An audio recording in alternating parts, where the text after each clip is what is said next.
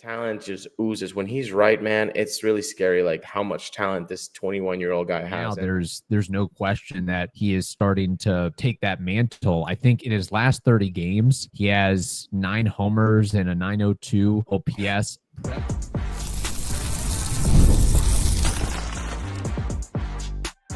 You are Locked On Rays, your daily Tampa Bay Rays podcast. Part of the Locked On Podcast Network, your team every day.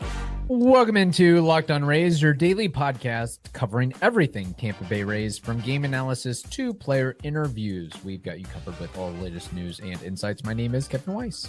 I'm Uises Sambrano. Bringing you expert analysis and passionate discussions about our beloved Rays. We're here to break down every play, every trade, and every milestone. In fact, this is our 7th season covering the Rays daily. Go ahead and grab your favorite Rays gear and settle in as we discuss the Rays losing. That hasn't happened too often to the Baltimore Orioles by a score of 5-1 last night. We also have some insight on the Rays acquiring Forrest Whitley, another bullpen arm, to hopefully help them along the way, and the Rafael Devers trade, how that may impact the Rays and the rest of the AL East. Busy show today, Ulises. That's right. But before we get to that, got to tell you that this episode is brought to you by Monarch Money. Take control of your finances with Monarch Money. Use code LOCKEDONMLB at monarchmoney.com for 50% off your first year. All right. So as I mentioned, the Rays lose 5-1 at home to the Orioles. The Rays are 40-33. The Orioles are 31-41. This wasn't a clunker. I would just call it a dud. Just a game where not much was doing offensively. Well, I should say not being able to get runners in offensively, the runners in scoring position in the left on base. And then Zach Littell, the homer became an issue. Some of the deep drives became an issue. And it's also the case of we see an opposing starting pitcher that has a bad ERA, and we hope and expect and believe that the Rays can capitalize. And that was something that wasn't really done, as Dean Kramer had a pretty solid night despite the 2 walks. So you can't win them all, and we can't get greedy, as the Rays have won, by my count, 19 of their last 26, and they recently just swept the Mets on the road. So I would still consider the Rays to be in a really, really good spot right now. You're going to have some bumps along the road. It's going to happen. It's going to happen. It's a long season, right? 162. So, yeah, it's just a little bit deflating because you win against the best team in the league, and then one of the worst ones hands it to you 5-1 in a dud. But that's baseball, man. Like that's why it's a grind, and you can't get too high and you can't get too low throughout the season. Like, it's just, you got to trust the process. But I don't think, if we can't get too upset about the Rays winning 19 out of their last 26, I don't think you can get upset at what Zach Littell yet again provided. 6 strong innings, 3 runs. That's a quality start. 5 Ks, no walks. He did give up those 2 key hits that proved to be costly in the game. But again, if Zach Littell is supposed to be your 5th guy in the rotation, and he's just giving quality start after quality start, I don't see how he is the enemy here. I think nobody's the enemy. The loss isn't on him. I was just more so focusing on the amount of homers that he's given up. I think the shot by Jordan Westburg, which ended up being a double, could have, a couple more inches, it would have been a homer. But that is just something to monitor going forward. But, when your pitcher delivers a quality start, it's on the offense to capitalize and execute. I mean, on that one home run, there was an argument or a case to be made that maybe he should have thrown a splitter instead of a slider because the splitter was working so well. But I'm not here to argue semantics. And then, interestingly enough, with the Orioles, former Ray Dylan Carlson hitting in the bottom of the order for the Orioles goes 3 for 4. So, like you said, baseball's weird. Baseball's crazy. Things happen. That's why, like, when we talk about numbers and all that, like, they're very important. But that's why the human element of it, like, Dylan had something in his head, like, this was the team that got me, and then they just kind of threw me by the wayside. It's not like he was going to be, the one of a key pieces of a new core that was being built in the Rays system. But it's like, okay, you just got me for 2 months and that's it. Like, I feel like that Renfroe also had those revenge years with the Rays too. Like, you feel it. And that's the human side of it. But no, the game itself, look, I agree with you. It was kind of a dud that the Rays only had that one run. Do have to say Junior Caminero just keeps going. He had a little bit of a stretch there where he was struggling, but those 2 home runs with the Mets delivered a key hit last night. It's going to be very difficult to stop this guy from being who we all want him to be, because the talent just oozes. When he's right, man, it's really scary, like how much talent this 21-year-old guy has. And he hasn't even developed into a full-grown man body yet. Like, it can be, and he has this sort of pop. Like, again, I think what's happening, me personally, and I feel like some Rays fans are going to feel a little bit seen by what I'm about to say, but given the whole Wander Franco is our savior, from like, why is he not up in the 2020 World Series? Can you get him up? Can you get him up? He finally comes up and he kills it. 22, a little bit down, 23, amazing season. Until the whole, hey, you're not playing anymore because of accusations. I feel like we put so much emphasis on Wander just being the savior that me personally, I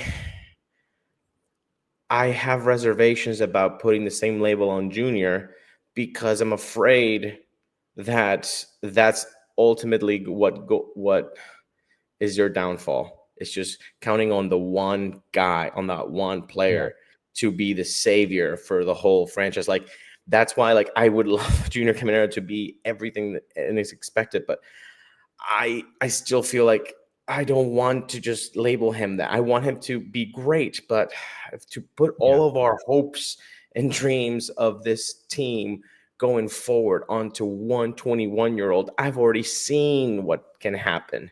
And again, it might be completely irrational, and I'm completely okay with knowing that it's irrational, but that's something that I have right now. No, that makes total sense. And not to say that it would be something to the extent of Wander with a major off the field issue, but a guy who gets figured out and can't adjust and struggles the rest of his career, or injuries eat him up and he's not able to be available and on the field. I mean, there's a number of things that can happen, but certainly right now there's no question that he is starting to take that mantle. I think in his last 30 games, he has 9 homers and a 902 OPS. Presently on the season, his entire season, his OPS is above 800. It's at 802. And then we saw last night he went 2 for 4, and they didn't have to be home runs. I mean, his RBI hit was probably the softest hit of his career. It was a cue shot. And that's how it goes. That's how it works sometimes. And it's nice to see that, it's not just I'm always going to have to sell out for power. If I don't hit a home run, I'm not successful. There's other ways to impact the game and impact your team. And we're starting to see that with Junior. But yes, I think that, putting the mantle on him, what's funny is for a guy, for Longo, I think it was very appropriate because we had to have somebody at that point in the franchise. And we just knew by his demeanor and his poise and his talent that he was going to more or less live up to expectations. But even he, dealt with injuries and some issues along the way. So, yes, I think that we do need to be cautious about labeling him the face of the franchise. I want to see what he does, not only the rest of this season, but how he ups that or handles that with an encore? Like, can you do it not just for one season, but for multiple seasons? That's the key for me. Ever check your bank account and wonder, where did all my money go? Between dining out, online shopping, and entertainment, it's easy to lose track. And that's where Monarch Money comes in.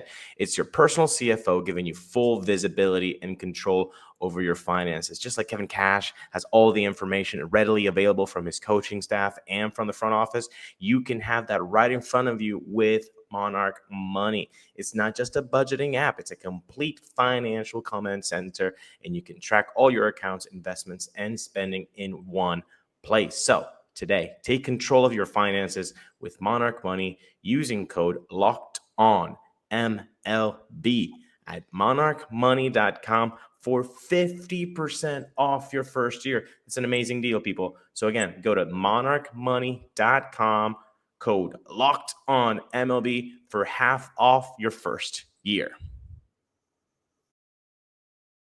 Because we've seen so many guys, even rookies or second year play, anybody can have that one good season. Sometimes that career year is in your rookie year. Sometimes that career year is in your second year. So yeah, I think it just takes more time to marinate.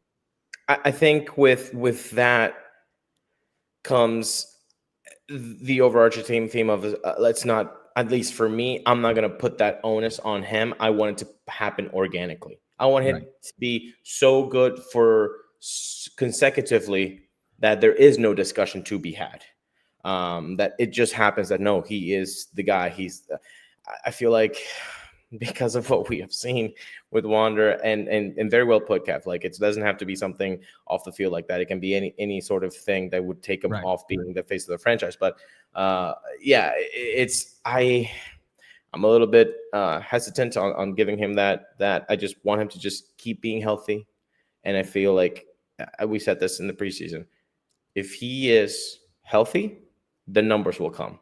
Of course, with the ups and downs of being a 21-year-old traveling around in the country, with this 162 game schedule, but just be patient. I think it's awesome what he's doing. Hopefully, he can be doing it throughout the season and for many more seasons to come.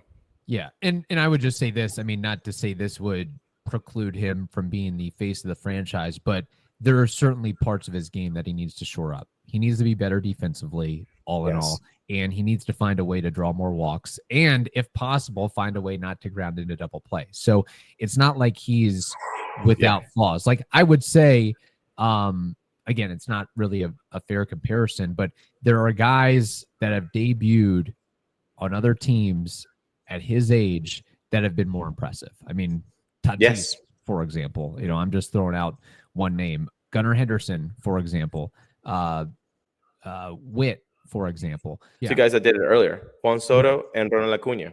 Right. At 19. So I would like to see him be more of a complete player, if that makes sense. We know the power's always going to be there, but I want to see other facets and elements. Not saying you have to be a Gold Glove caliber guy, but, the outs above average, the fielding run value, don't be a negative at that position at the end of the day. And we've seen some amazing plays, but I think it all needs to come together. Yeah, we've seen flashes, but it needs to come together more consistently. With the ground into double plays, if you guys don't follow the great Evan Klosky, why aren't you? Follow him on Twitter. He's actually following this grounded into double plays tracker and with the major league record. And if you extrapolate what Junior has right now to the major league record, it kind of looks like he has a shot at breaking this record, which isn't a good thing. But that comes with the territory of hitting the ball really hard and not being that fleet of foot, right? Like, that's just a bad combination. But I was joking around on Twitter, kind of like, I think I said, like, I'm 20% only half kidding or whatever. Can we give Evan Longoria his first assignment as a retiree and just be that extra coach for Junior Caminero? Yes. Because Junior Caminero, they brought his Dominican hitting coach, and then apparently he started improving his performance. Can we do something with Longo? I think that would be fantastic, where Longo is maybe not every day, Right. but somehow he works with Junior, especially in that trademark Longo coming in from third, bare hands it, throws it across to first. Junior is not very reliable in that play, and that is a very difficult play for a lot of third basemen. But Yeah. Longo was he could do that with his eyes behind the back of his head. Like it was very natural, just like smooth as butter for Longo. Can we? And again, I'm kind of being cheeky, but not really. Can we get Longo with Junior? Is that a possibility? Can we get that to happen? I don't see why not. Make him independent contractor, or go ahead and make him, a roving coach, and just make him his personal trainer, so to speak. Not to say that, Evan Longoria has to be on the field every day, but I feel like something can be worked out where you could bring him in, and maybe it has to be an off-season thing, but I feel like something along those lines, whether it's Longo or somebody else or somebody in tandem with Longo for, if there's a language barrier or whatnot, to make that work, because I think it's one thing. Well, let me go back a second. I think a lot of great players have a difficult time being coaches, i.e. Michael Jordan, i.e. Barry Bonds.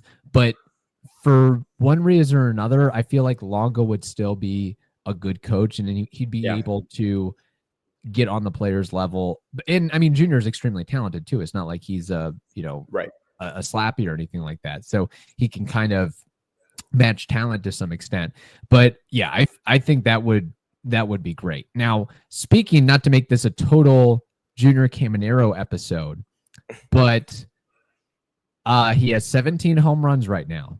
So I'm guessing your opinion on the amount of dingers he will have at the end of the year has changed or altered slightly. I feel like the barometer was 25, right? 25 up or down. I feel like he's going to pass 25. But again, I don't want to put a number and then be shut down. Yeah. Like 30 is a very, I think, achievable number right now because he's got 17 on June 18th. I think that he can do that, especially when you say something like, in the last 30 games, he has 9 home runs. Well, I mean, that's pretty impressive. And if you're talking about a guy that can do that, 9 home runs over a month of baseball, there's plenty of baseball left. The Cal Riley territory, basically. Yeah. So, look, do I think he's going to hit more than 25? Yes, which was our preseason over-under. Fine. I think he's going to beat that. I just don't know if I'll just say that. I'll keep it simple. Okay. Yes, he'll be over 25. Over 25 and then not get greedy after that, which makes sense. It is a long season. Nicks and bruises can happen. You're going to be having a lot of travel coming up. Some guys slide after the All-Star break, and then you get into the dog days of summer. There's myriad things that can happen. And we've seen it so many times where a guy has an amazing first half, is an All-Star, and then just falters the second half for one reason or another. That's the other thing too, is if he gets named an All-Star and he goes to the festivities, he doesn't really get a break. So, or if he's invited to the home run derby, he participates in that and his swing's messed up, then that's kind of a double whammy there, unfortunately. But I will say that just looking at his spray charts, it really is remarkable. And this is something that you've touched on previously, the amount of opposite field power that he is. I think about close to half of his home runs are either straight away or the other way. So he's not Isaac Paredes in that respect, where 99.9% of his homers are going to be pull power. So he can take an off-speed pitch away and deposit it out of the ballpark. Something that not many people can do. Which basically tells you that he's going to get even more powerful when that body gets a little bit bigger. But yeah, no, I think we organically made this a Junior Caminero focused episode, but that wasn't really the intent. But look, I just wanted to bring that up. He helped get the Rays lone RBI, and it wasn't on a homer. So that's right. There we go. I know Taylor Walls tried to contribute with some loud outs, but couldn't get it over the wall. And, sometimes that happens. That's what happens. All right. We have more to discuss. We'll wrap things up. That is next on the Locked On Rays podcast, your team every day. Whether you're gearing up for back-to-back meetings, shuttling the kids back and forth to activities, or tackling an endless to-do list, your morning sets the tone for all. That's why it should start with the perfect cup of coffee crafted just for you. Enter Trade Coffee. Trade is the #1 coffee destination in the U.S., delivering fresh, incredible coffee from over 50 of the country's top roasters. Whether you're a cold brew fan or a pour-over purist, they've got a roast you'll love. I actually took Trade's quiz. It only took a minute, and the first bag they sent me was spot on. No longer do I have to go anywhere else for my coffee. Trade Coffee is the place to get my brew.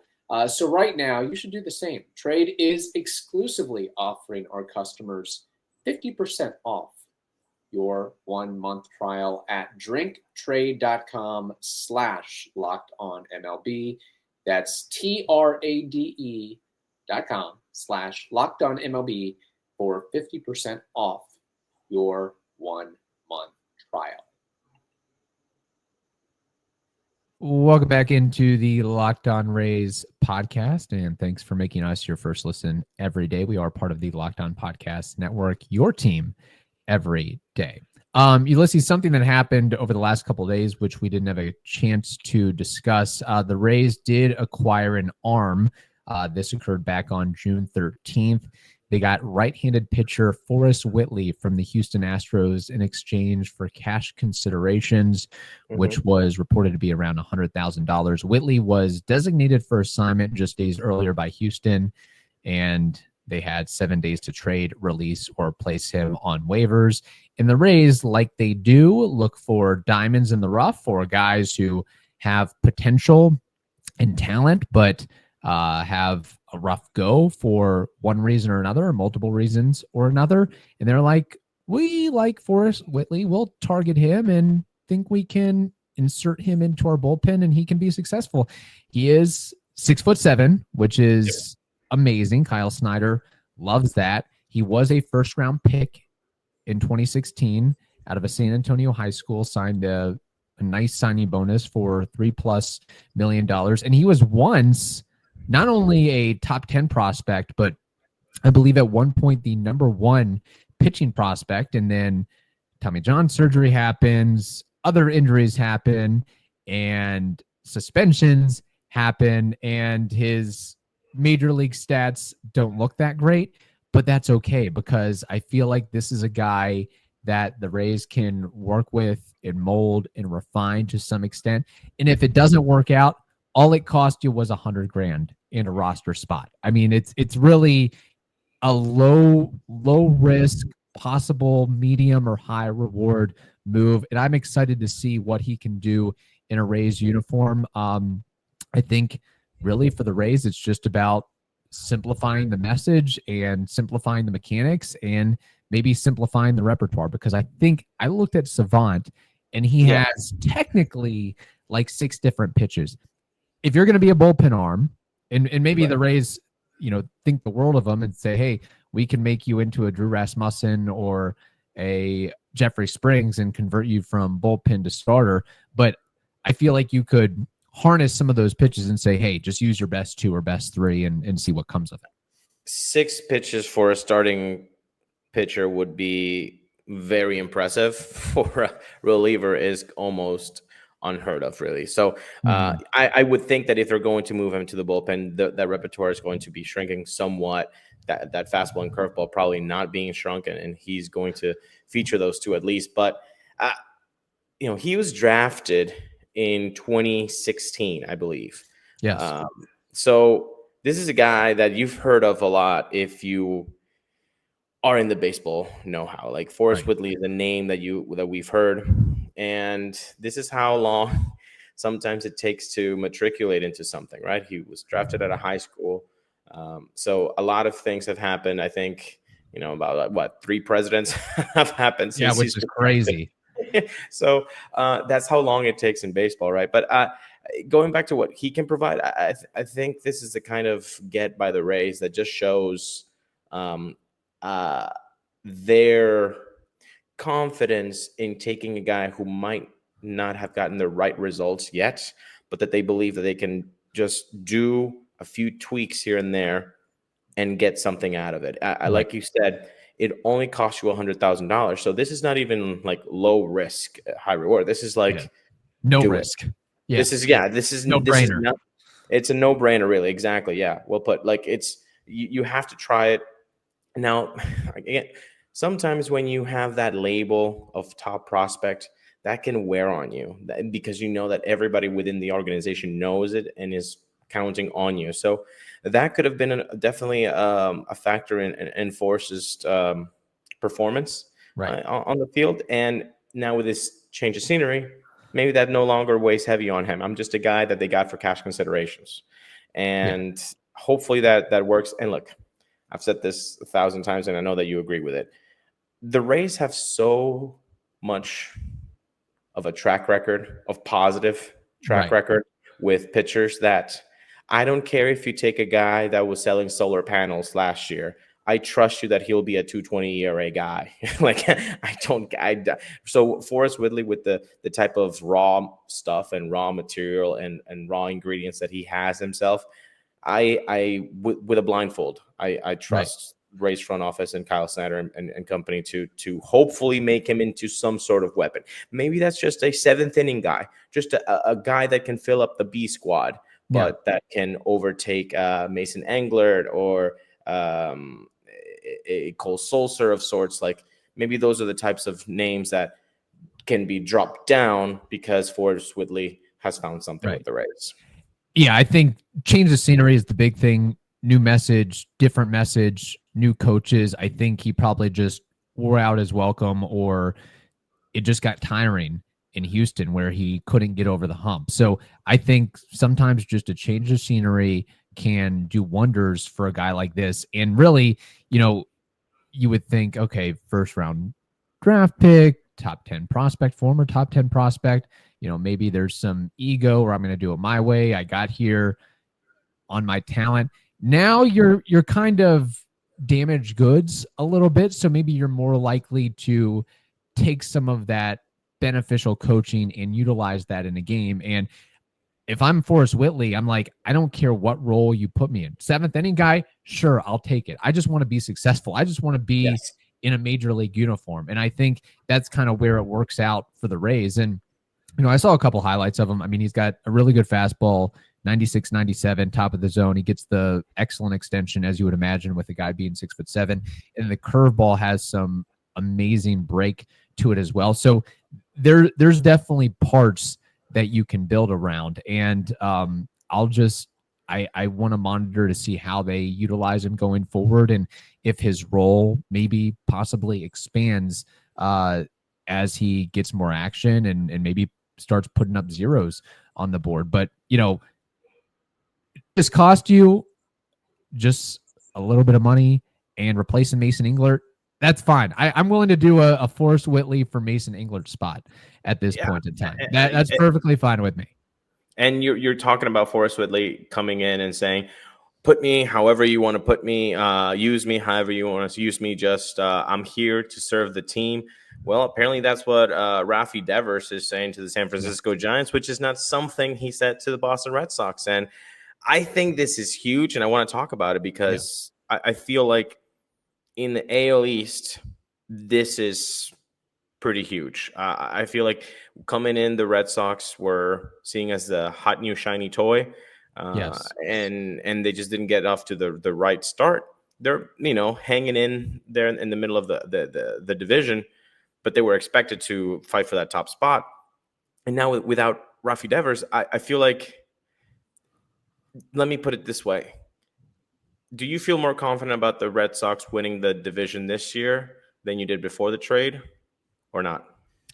I would imagine that without Rafael Devers on the team, it would be much more difficult to win the division, even with all the off-the-field shenanigans and the arguing and the bickering about what position I'm going to play or not play, which just goes to show you the human element does matter, even for a superstar, because it is one guy of that nature, of that stature, that can upset everything, whether it's in the clubhouse and with the front office, that can just derail what you're trying to do. So, I know that, the Red Sox are getting hammered here, but I really don't know if they had any other option outside of just, allowing Devers to do whatever he wanted to do. But hey, for me, Devers is out of the AL East. He won't be facing the Rays in a Red Sox uniform. That's a net benefit for me. Fine. The Red Sox sent him to the best place ever if you're a Rays fan. National League, NL West, West Coast, San Francisco. That's fine. Go hammer it up with Willy Adames, which, man, the Giants aren't messing around with spending money between taking on Devers' contract and then giving Willy Adames $180 million. They're coming to play, evidently. And, they signed Matt Chapman a little bit before that with that extension. So they're definitely throwing money around. They wanted to get Arson Judge. He unfortunately was not to be a Giant. Correa too, right? So they've been in play for big money. Good for them and their fandom. But yeah, I am happy that Devers is out of the AL East. I think that makes the navigation through a Red Sox lineup much more smoother for Rays pitching staff and for the coaches and front office to know how to get those guys out. But no, that's why when we're talking now full circle here, let's go Quentin Tarantino on this episode, Junior Caminero. That's why it's very dangerous to lean on the one guy. Right. Don't lean on that one guy. I would love Junior Caminero to be his best version. I want him to be his best version. But for the Rays to be successful in the context that they operate, which is a small revenue team, I know because people get really offended when you say small market, because Tampa Bay is not a small market. Okay, fine. Semantics, whatever. Right. Low revenue. Low revenue and low payroll. Yes. Exactly.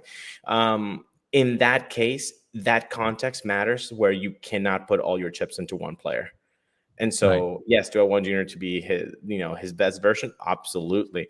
But I still think that the Rays have been successful because they haven't been anchored by that one contract. Because if that guy fails, you saw that it happened with New York, the Yankees. Judge got hurt in that fence at the Dodger Stadium like a couple of years back. Didn't do anything after that, right? It's tough just being anchored by that one guy. Yeah, and again, once you give everything and allow, basically enable a player, no matter how good they are, they feel like they control the show, and that can ultimately be detrimental. Maybe there was a little issue with Randy Rosarina at one point. So and Wander as well. So that's something that you have to be very careful of and very mindful of. And if you're going to give somebody 9-figure deals, you hope they have the head on their shoulders like Evan Longoria, who is still going to be a good teammate, is still going to focus not only on his stats and what's good for him, but is what is good for the team overall. So it's a delicate balance that you have to manage. And then just with the Red Sox, hey, the press and the attention is on them. The Rays, let's just keep winning games. This is also a distraction for the Red Sox and what is going on there, because let's look through the course of history here. Red Sox fans have to be very, very upset between, hey, you've traded Mookie Betts, you got rid of Xander Bogaerts, David Price. The list of superstars that they've opted is getting very lengthy right now. And hey, I'm all for it. Again, if you want to play rookies and young players, let's see how that works out for you. It might work out great in a couple years, but there's going to be some missteps along the way. So this is an opportunity, when the Rays play the Red Sox again, try to take advantage of a non-Devers lineup, if you will. And last but not least, to close out this program, the fact that the fandom might be disillusioned by this big trade because you feel kind of like betrayed by your own franchise, by your front office. That might make people not want to support your team, which might make people not want to go to Steinbrenner Field, which might make the Rays Red Sox games a little bit more race-sided, which is definitely something that we need. There we go. I like it. I like that idea. Maybe it's the Netflix curse. You know, the Red Sox were featured on an in-depth documentary series, and maybe that's what's causing things to unravel here. Who knows? In the meantime, thank you for making Locked On Rays your first listen today. For your second listen, check out the all-new Locked On MLB Game Night. Every game, every night, all season long. Local analysis on a national scale. You can find MLB Game Night on Locked On MLB on the YouTubes or wherever you listen to those podcasts.